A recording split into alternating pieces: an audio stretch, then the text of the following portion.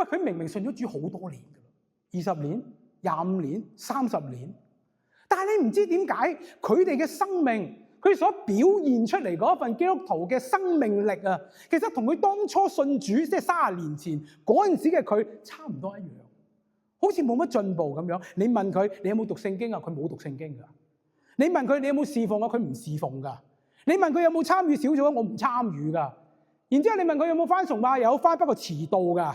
返到嚟嘅時候就會發呆㗎，聽到嘅時候會碌手機㗎。認識我嘅弟兄姊妹都知道，我一直喺教會嘅裏面咧，每年我都有帶小組。而咧咁多年裏面咧，我都主要都係帶領一種叫做門徒訓練小組，係嘛？門徒訓練小組其實係哥倫小組嘅事工裏面其中一條軌道嘅小組。呢一種嘅小組，我哋特別就係提供一啲內容，去幫助參加嘅弟兄姊妹能夠有系統咁樣去了解信仰嘅基礎。不過呢幾年裏面咧，我好發現嘅一樣嘢，就係每年6月，當弟兄姊妹要去報下一年嘅小組嘅時候咧，我總係聽到弟兄姊妹有一種咁樣嘅想法，就係一聽到門徒訓練4個字咧，佢好快脆就認定咧，我唔需要參加呢種小組嘅，因為點解啊？牧師，你講埋啲基本嘢，我都信咗咁耐啦，唔使啦，係嘛？都係咁。弟兄姊妹，你有冇咁樣諗過啊？呢啲念頭有冇喺過你嘅裏面發生過？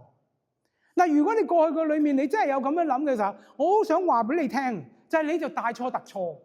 因為點解啊？因為喺過去咁多年嘅裏面嘅時候，我後來發現就係好多後來有參加門徒訓練小組嘅弟兄姊妹，當佢嚟到呢個小組之後，佢哋慢慢自己都發現啊，原來喺信仰裏面有好多嘢佢仲未知㗎。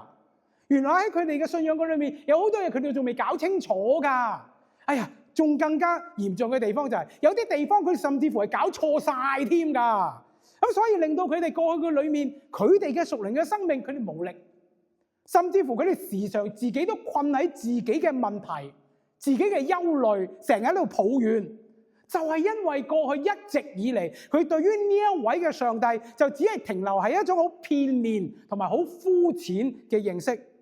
以致佢根本掌握唔到原來上帝嘅能力、上帝嘅福氣對我哋嘅生命係可以帶嚟有幾大嘅影響。於是點啊？當遇到生活上面嘅衝擊嘅時候，哪管都係一啲好小嘅事，其實信心就軟弱，甚至乎會跌倒。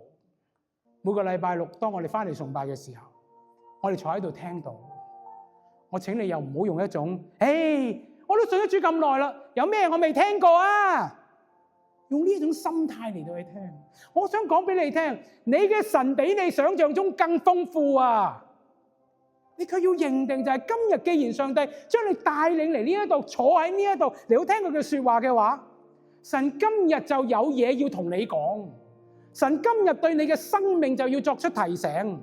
所以我哋一齊謙卑自己，專心聆聽神通過牧者對你嘅教導，讓主耶穌就用佢嘅說話，用聖經裏面嘅真理塑造你、修剪你、勸勉你，就用一種全新 brand new 第一次聽嘅心態，我哋就迎接神喺我哋生命當中唔同時間同埋場景裏面嘅工作。